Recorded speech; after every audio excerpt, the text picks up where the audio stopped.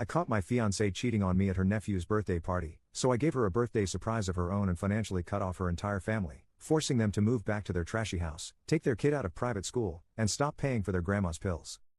I come here for advice because everyone on my family and friends circle thinks I'm overreacting and need to forgive and the usual BS, so I want to know if you guys think the same. I, Paul, 33M, met my fiancée Andrea, 32F, in high school. We were 15 at the time, and since then, we have both stayed together. We had our rough patches when I went to study in a nearby city, but used to visit her most of the time. When I finally got my studies done and was able to work in the town we both live in, things got better. To this I have to add Andrea comes from a really poor family. We talking 8 siblings, a house made out of wood and a zinc roof, gotta bless South America standards.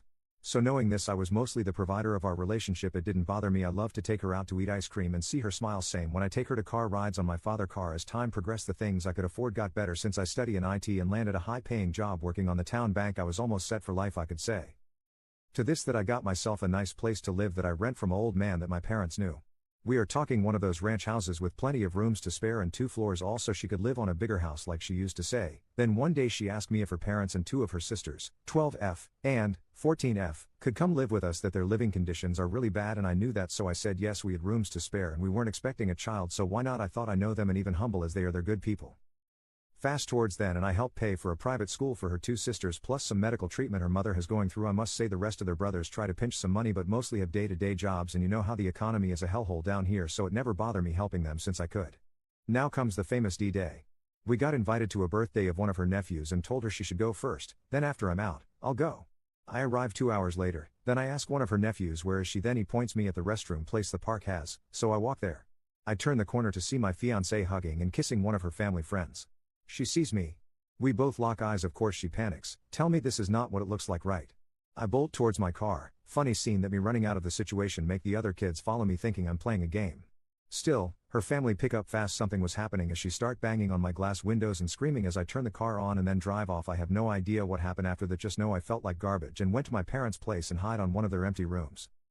After a week I had to face her of course and return home to see a whole congregation, basically all her family was there. Imagine 2 parents, 8 fudging siblings with kids included, and her all came together to try to see if I could forgive, if I could see past her betrayal. We kinda fight a little, but of course I was overwhelmed. Then I asked the question if the cheating was going for long. She didn't answer, so I just walk away to a bunch of people screaming at me to come back. Don't be a coward, try to see beyond this, you get the idea. Then 3 days later I asked her to talk alone, told a couple of mutual friends to help us, and we set a meeting. Then as I first explained to them, then told them who he was and all, to which I learned from one of them that the guy she was with was an ex. From what period I really don't know and I don't wish to know.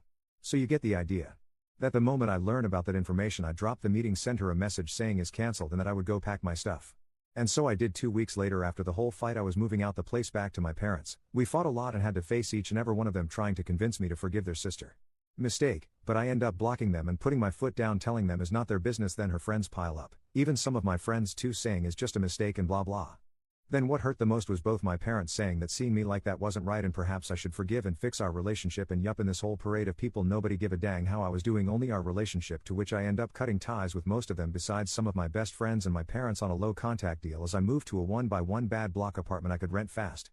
Now 2 months after the whole ordeal I paid the last month, then cut ties with all payments. The house I was renting gone, the private school gone, her mother medical treatment and pills gone. Also, and I must say, try to hold that much while being 2 teenagers, 2 retired folk and a housewife who barely finished nurse school, you get the idea. When the bills came to her she lost it all and came running to my parents, to which she didn't find me, so she went to my work and came to talk. When I went out she groveled and cried that she didn't want this of us and to give her another chance if it's not for her mother. I said that I had no attachment more to her or her family and drive off. Now she has talked with most of the people on my circle again, and of course they say I shouldn't be this cruel, that I have the money to spare. Even again my parents, why let them suffer after all this time? That I should have a little more compassion for them, to which I think who is compassion for me? So Reddit, am I the jerk here for cutting the payments and possibly killing grandma because I stopped paying, or care that they go back to their terrible house because they can't pay the other one? Commenter 1. Nothing is stopping the people who say you should pay for everything from paying for everything. Commenter 2. NTA. When people say this isn't what it looks like, a majority of the time it is exactly what it looks like.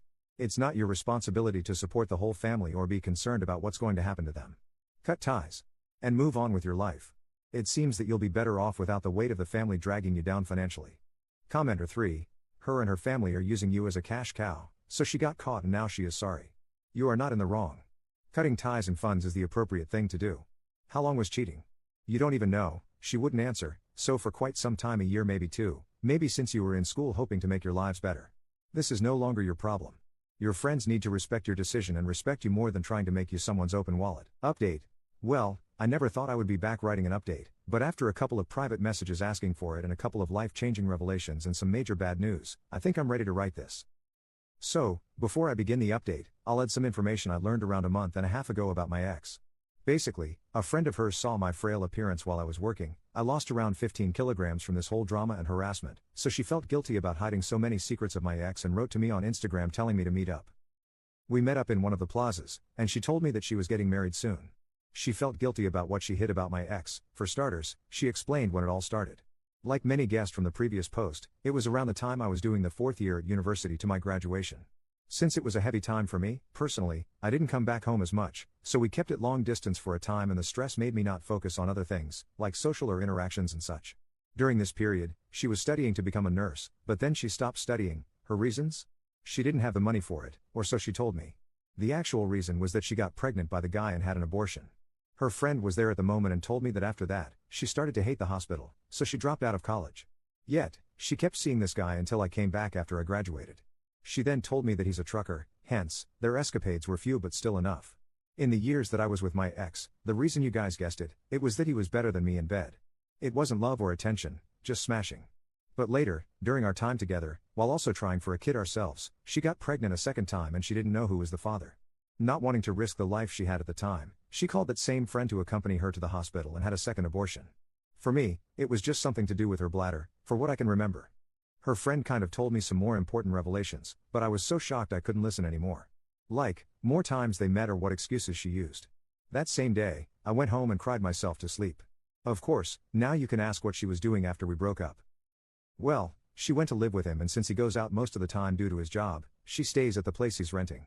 Almost every time he went out, she came to my home calling for me, asking for forgiveness, saying how bad she felt. At the time, I kind of felt like I was overreacting. But after learning such things about her past, I was seething for the next time she showed up. So, the same week I learned of her cruel past, she came to visit me.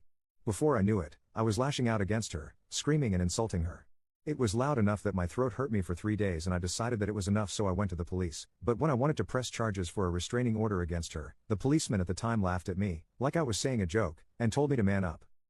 After that fight, I spoke seriously to my parents since our relationship was kinda rocky from them supporting my ex but now they fully support me and kind of stopped that boomerish way of thinking.